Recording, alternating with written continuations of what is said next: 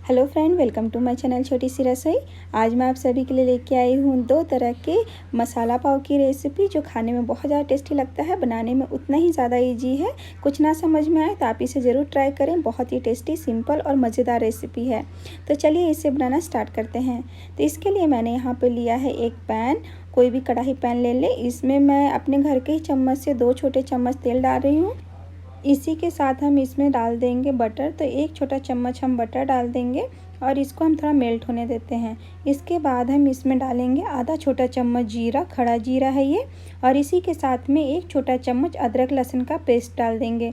इसे हम थोड़ा भून लेते हैं। फ्लेम को मीडियम रखिएगा, जलना नहीं चाहिए, बस थोड़ा सा सॉटे कर लें। उसके बाद हम इसमें डालेंगे ग्रेटेड आलू।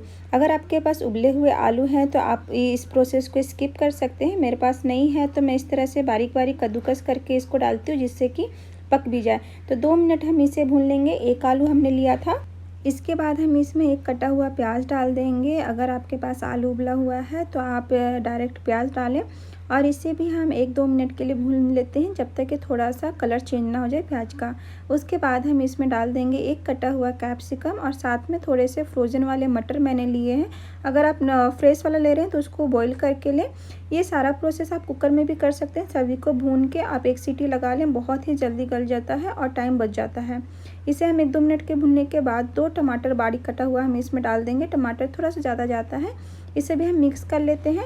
इसके बाद हम इसमें मसाले ऐड करते हैं। तो 1/4 छोटा चम्मच हल्दी पाउडर मैं डाल रही हूँ। 1/4 छोटा चम्मच ही मैं लाल मिर्च पाउडर डाल रही हूँ। तीखा और नमक अपने हिसाब से डालिए, कोई भी रेसिपी बना रहे हो। इसमें 1 छोटा चम्मच धनिया का पाउडर ऐड करेंगे। इसी के साथ में 2 छोटा चम्मच काश्मीरी लाल मिर्च मैं डाल रही हूँ। इससे कलर आएगा, तीखापन उतना नहीं आता है। इसी के साथ में मैं यहाँ पे 3 चम्मच छोटा पाव भाजी मसाला ऐड कर रही हूँ। हमें पाव भाजी का मसाला ही बनाना है, लेकिन बहुत ही सिंपल तरीके से। इसके बाद हम इसमें डालेंगे नमक। तो टेस्ट के अकॉर्डिंग आप नमक डालें, और हम इन सबको अच्छे से मिक्स करेंगे और फ्लेम को लो टू मीडियम करके इसे ढककर हमें पकाना है, जब तक सभी सब्जियां अच्छे से पक ना जाए और सभी सॉफ्ट ना हो जाए। कुछ मिनट के बाद आप देखिएगा तो ये अच्छे से पक जाएगा। इसके बाद हम इसे मैशर की सहायता से इसे अच्छे से मैश कर लेंगे। आप अगर कुकर में बना रहे हैं तो ये प्रोसेस बहुत जल्दी हो जाता है, कुकिंग टाइम बहुत कम लगता है उसमें, तो फटाफट बनती है। तो आप किसी भी तरीके से बना सकते हैं। इसको अच्छे से मिक्स कर लीजिए।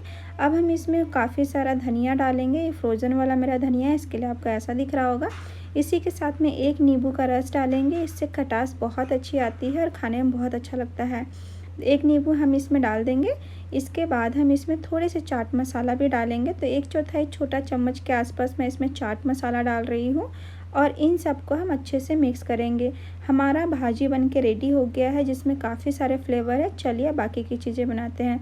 तो यहाँ पे मैंने लिया है मेल्टेड बटर। इसको हम गरम कर लेते हैं बटर को, तो ऐसा हो जाता है।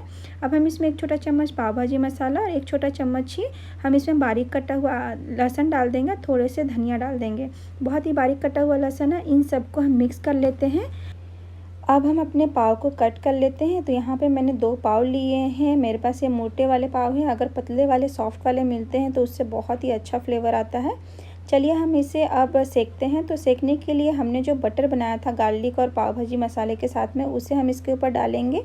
फ्लेम को लो टू मीडियम रखिएगा और पाव को इस तरह से दबाते हुए आप इसको दोनों साइड से सेक लीजिएगा। बटर आप अपने हिसाब से कम ज़्यादा डाल सकते हैं, ऐसा कंपलसरी नहीं है कि इतना ही डालना है।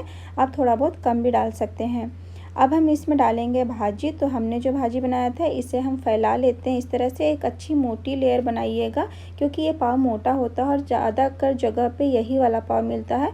नहीं तो फिर बहुत पतली फैलाइएगा तो सिर्फ पाव पाव आएंगे, भाजी का कोई फ्लेवर नहीं आएगा। अब हम इसमें चीज़ डाल देंगे। तो आप चाहिए तो प्रोसेस चीज़ डाल सकते हैं, मोज़रेला चीज़ डाल सकते हैं। जो भी चीज़ अगर डालना है उसे आप डाल सकते हैं। और इसे हम चारों साइड से अच्छे से सेकते हुए इसे सेक लेंगे। इस तरह से थोड़ा सा गोल्डन हो जाएगा। उसके बाद हम इसे निकाल लेंगे। तो ये हमारा मसाला पाव चीज़ वाला बन के रेडी हो गया है। इसे हम प्लेट में सर्व कर लेते हैं। चलिए अब दूसरा बनाते हैं। तो यहाँ पे मैंने उसी पाव को छोटे छोटे टुकड़ों में कट किया है। आप इस तरह से कट कर सकते हैं, नहीं तो हाथों से भी तोड़ सकते हैं। तो यहाँ पे मैं 2 पाव को तोड़ ली हूँ। इस तरह से मोटे मोटे तोड़ के ले लेंगे। अब मैंने वापस से वही वाला पैन लिया है। इसके बाद हम इस पैन में डाल देंगे बटर। तो जो गार्लिक वाला बटर बनाया था वही डाला है, क्वांटिटी अपने हिसाब से डालें। और इसमें हम डाल देंगे कटे हुए ब्रेड। तो इसे हम अच्छे से भूनेंगे, अच्छा ऊपर का लेयर क्रिस्पी हो जानी चाहिए, उतना आपको भूनना है। कलर भी हल्की सी चेंज हो जाती है। आप इसे माइक्रोवेव में भी हल्का सा रोस्ट कर सकते हैं। ऊपर का जो ऊपर की जो लेयर होती है उसे बस क्रिस्पी करना है। अब मैं इसमें 2 से 3 चम्मच भाजी डाल रही हूँ जिसे हमने बनाया है, और इसको अच्छे से मिक्स करेंगे। और ऊपर से कोटिंग आ जाना चाहिए, इतना आपको मिक्स करना है। देख रही है कितने अच्छे से इसकी कोटिंग आ गई है। अगर आपकी भाजी थोड़ी सी गाढ़ी लग रही है तो 1-2 चम्मच आप पानी डाल सकते हैं। और इसको एक जगह मैंने बीच में समेट अच्छे से रखा है।